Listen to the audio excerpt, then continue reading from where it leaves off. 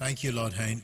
I'm going to be talking about a specific project that I'm involved with as a local partner, but use it as a context for doing business, some of the challenges, advantages, benefits, etc. But I thought before talking project specific, I would narrate an event that happened about 10 years ago, because it's of relevance to UK companies dealing in Ghana or places like that. 10 years ago, I was the chairman of the container terminal company in Ghana, and one of the days I was called, 5 of us were called to select an equipment supplier out of 3 companies, 1 British, 1 from the European continent, and 1 from the USA. After the presentations of the 3 companies, my fellow panelists said, the British man is out. I was like, why?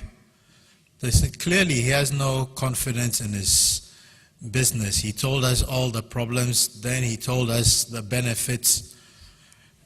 Naturally, the Americans are much better salesmen. They highlighted all the wonderful things they could do. So they said, no, he really doesn't have confidence in his product. I was quiet for a minute, and then I said, you know, it's actually the opposite. First of all, did you see how the gentleman was dressed? That funny tie, very simple. That's an old school tie. I used to wear that in boarding school in England. I've been to university, I worked in the city, and what I want to tell you is that these guys, they can't help it. Their training says you have to say the good and the bad. And they're also not trained to be overselling things. So he's definitely not going to be as convincing as the others. They looked at me, they said, are you sure? I said, yes. And in a few minutes, the British company had the $10 million contract. I say this to tell people from the UK that you have a lot of unseen allies in Ghana, people like myself who have been trained here, work here, and that is really a big plus coming out to Ghana, and you should use that. I mean, everybody should use their comparative advantages. It's something that's been lost. I think the Americans are much, much more aggressive these days. Even the Chinese have a China business school campus in Ghana, but I don't see so much of that engagement with the British higher education systems. So back to my presentation. Tema LNG project is a business that, or a project that I'm doing as a local partner in all senses, including equity with a company headquartered in the UK. A partner is invested in different places in Africa, but one of the big benefits for Ghana, and if you look in the places we're invested in, Senegal and Mozambique are the only non-English speaking countries we are present in. The wider group has investments. The listed company is over $20 billion.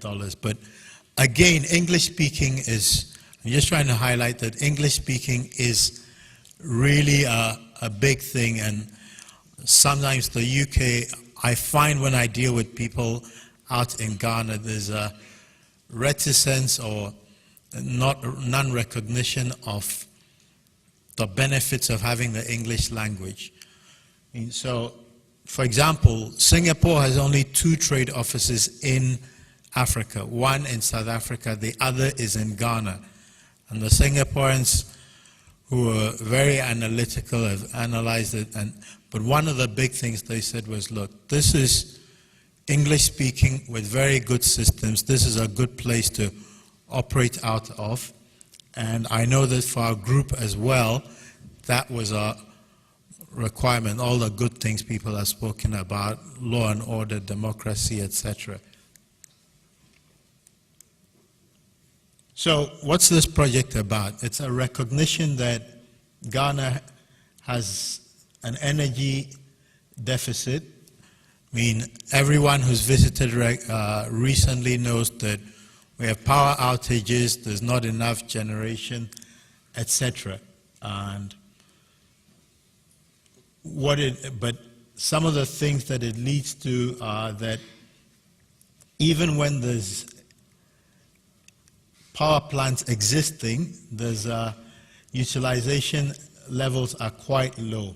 And in part, what we try to deal with is a recognition that the fuel for the power plants is lacking in supply and also expensive, and that has a direct impact on GDP growth. So you've heard from Yofi all the very good things that the government is doing aggressively to address some of these things, but the reality is there are some challenges, but for us business people, those are opportunities.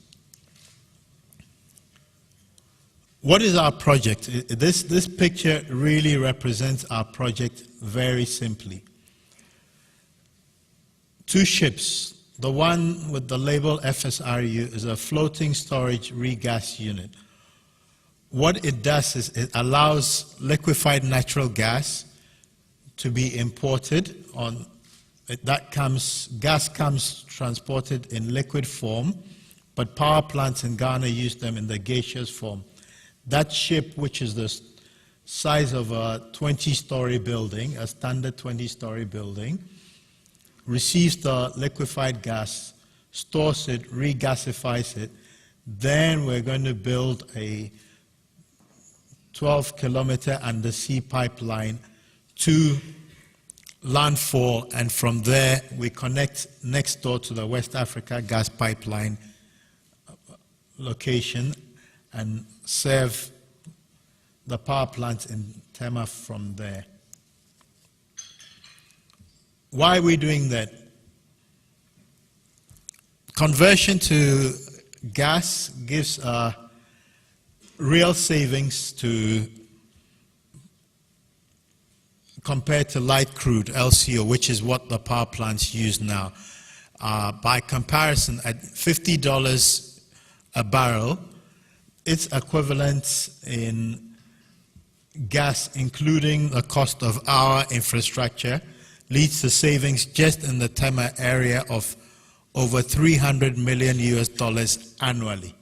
That's just converting from light crude to gas via LNG.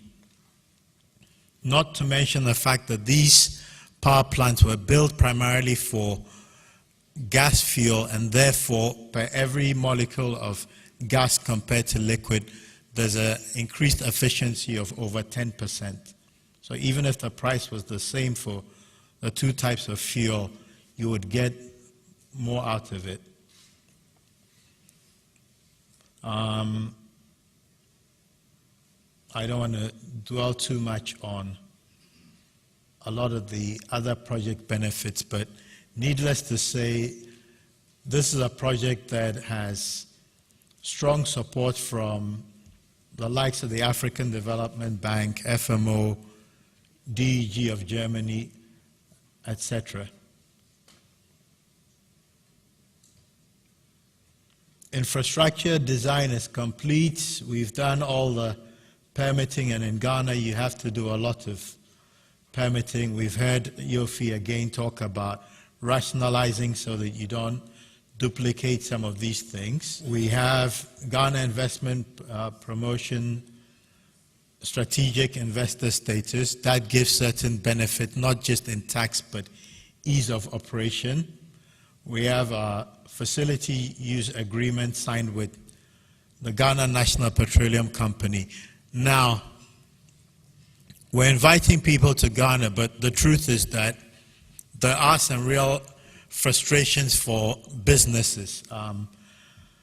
When we started this project about 4 years ago, our partner was the Volta River Authority, nominated by the government.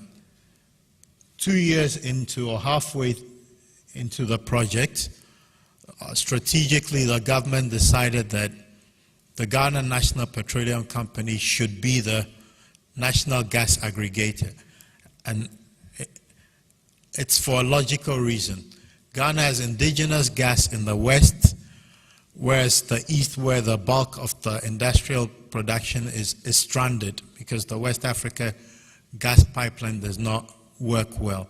And therefore it made sense from a policy perspective that one person, ideally the national oil company, should be the aggregator for different bits of gas so that people have one uniform policy, pricing, etc. But what did it mean for our project? It meant that after having a facility use agreement that we spent almost 2 years negotiating with the VRA, we had to restart, and so 4 years later we have 2 agreements with 2 definitely valid government bodies. The big vessel you saw is built by Hague LNG specifically for our project. We have an EPC contract signed with Mikoperi, our mooring construction permits all in place, groundbreaking done, but we haven't really gone full throttle because in all this process there was a change of government, and that is just the reality of things. A new administration rightfully has to be very diligent. The energy sector has been one of the areas where it is very public that there's been a lot of wastage, and so the Ministry of Energy has gone through a very diligent process. What we're waiting for, and we're very confident we will receive, that is full government support to proceed shortly. But those are some of the realities of engaging especially significant infrastructure projects in country. Now, why is it that we are comfortable and confident transitioning administration? It is because we chose world-class partners, did all the right level of diligence, and so I don't want to give the impression that when there are administration changes in Ghana, then projects will be cancelled. No, on the contrary, if you do all the right processes, you become a benchmark. So since then, there have been some competing projects introduced, but it's a fact that our project is the benchmark that things are compared with because of this level of rigor that we've passed through over the years.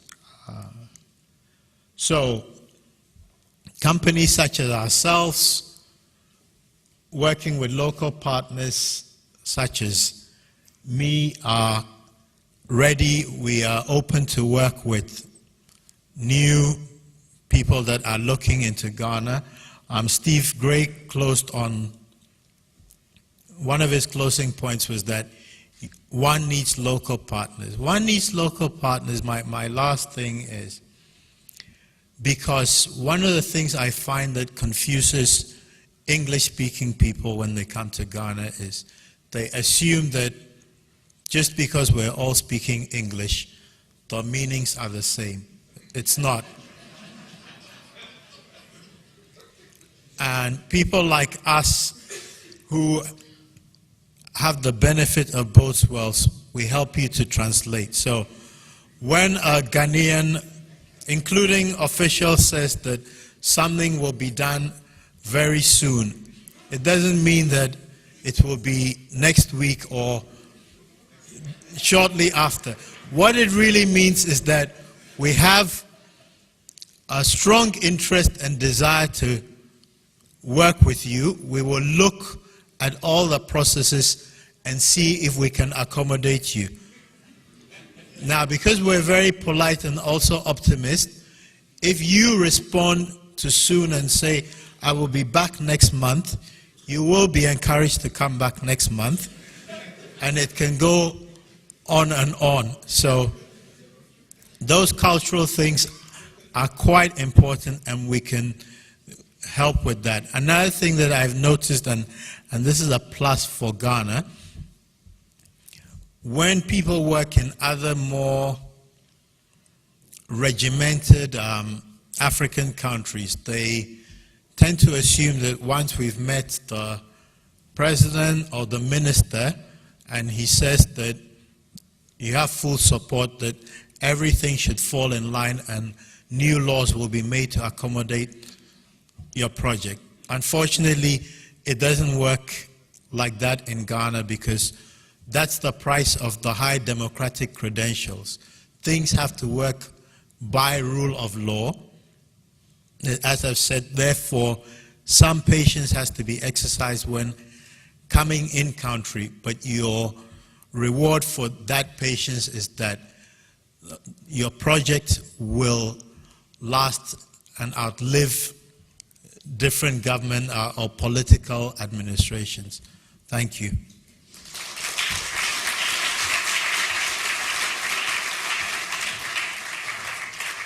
The first point I wanted to raise